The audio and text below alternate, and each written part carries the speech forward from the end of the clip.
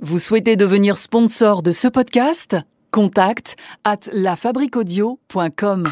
Aujourd'hui, un épisode qui s'adresse à tous les fans de la série Peaky Blinders. Les Peaky Blinders ont-ils existé ? Est-ce que derrière ces gangsters stylés d'Angleterre se cachent de vrais personnages bien réels ? C'est la question que nous nous sommes posés aujourd'hui dans la petite histoire. Ah oui.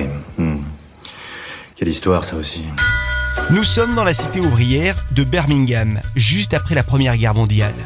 La série Peaky Blinders suit les aventures de la famille Shelby, qui est leader d'un gang, le gang des Peaky Blinders, un gang qui a vraiment existé. Tout a commencé dans l'Angleterre victorienne qui se situe entre 1837 et 1901. Il y a Dieu et il y a les Peaky Blinders.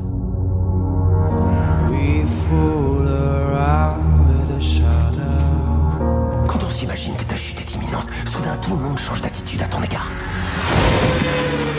À cette époque, la misère était omniprésente. Une misère qui a été décrite par de nombreux auteurs de l'époque. Par exemple, dans les œuvres de Charles Dickens, on ressent bien cette misère qui est largement décrite. Les milieux ouvriers étaient particulièrement touchés par la pauvreté, il y avait beaucoup de maladies, il y avait également des problèmes de surpopulation, bref, les temps étaient très durs. La seule solution qui existait pour les ouvriers, pour qu'ils survivent, eh bien c'était de travailler, et le travail c'était l'usine. Mais les places étaient chères dans les usines, voire même quasi inaccessibles.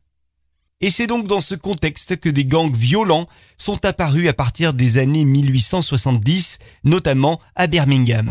Nous n'avons jamais, ne serait-ce qu'entendu parler de votre famille. Aussi, vos menaces ne nous impressionnent pas. Le premier gang qui s'est fait connaître se faisait appeler Cheapside Slodgers, les cogneurs du Cheapside. Un gang qui s'adonnait au racket, au vol, à la bagarre, bref, avec eux, on jouait pas au ping-pong.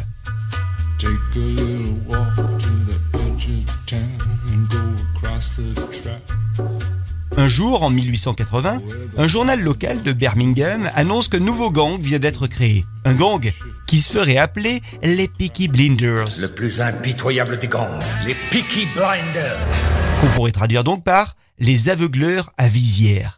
Le nom n'est évidemment pas choisi par hasard, puisqu'il correspond à l'accessoire porté par tous les gangsters anglais de l'époque, la casquette. Une casquette qu'ils utilisaient pour dissimuler des lames de rasoir, justement, dans les rebords de la visière. Alors dans le gang des Peaky Blinders, qui a donc bel et bien existé, je vous demande d'accueillir Fowler, Bales, Mackay et Charles Lambourne. On dirait le jeu des 7 familles, dis donc. Alors, que faisait ce gang ? Eh bien, les activités habituelles de gangsters. Ils étaient dans la rue, ils faisaient du marché noir, ils commettaient des vols et des agressions. Par contre, dans la série, on voit qu'il est question de politique, avec notamment le personnage de Thomas Shelby. Dans la réalité, pas d'ambition politique pour les membres des Peaky Blinders, qui étaient bien plus intéressés par la violence et l'action que par le fait de manigancer des petits coups de politiciens. Je crois que nos amis sont joueurs. Dans la série, on voit qu'ils ont de très jolies tenues avec des bottes pour cacher leurs armes, des pantalons amples pour cacher leurs armes, des écharpes pour cacher leurs armes, des longs manteaux pour cacher leurs armes, et puis des pantalons à pattes d'éléphant pour cacher leurs armes. Bon, dans la réalité, les Peaky Blinders étaient vêtus de la même manière, semble-t-il, donc la série reconstitue vraiment bien tout ça. Dans la réalité, toujours, les Peaky Blinders n'ont pas duré très très longtemps, puisque le gang s'est fait dépasser vers 1910 par un autre gang, les Birmingham Boys. Franchement, ça ferait un super nom de boys band, Je dis ça, je dis rien. Ce soir, on accueille les Birmingham Boys. Ensuite, il y a un autre clan qui a débarqué. Les Sabini, et là ça faisait vraiment trop pour 3 clans, donc les quelques Peaky Blinders restants ont dû s'exiler à la campagne, juste histoire de rester en vie, voilà. Et alors attention, je vais divulgacher un petit peu la série, donc si vous n'avez pas vu la série encore, je vous conseille de mettre pause ou d'avancer 30 secondes dans ce podcast. Dans la série, donc, il y a un personnage qui s'appelle Sabini, personnage qui mène une vendetta contre les Shelby. Là, on est dans la saison 4 pour celles et ceux qui ont vu la série. Eh bien, c'est un petit peu ça qui est arrivé en réalité. Il y a vraiment eu cette vendetta. Quand j'arrive à dormir, je fais un rêve dans lequel quelqu'un convoite ma couronne. Bref, Peaky Blinders s'inspire de nombreux faits réels pour la série. Et si vous n'avez pas encore maté ce TV show, eh bien, je ne peux que vous recommander de le faire.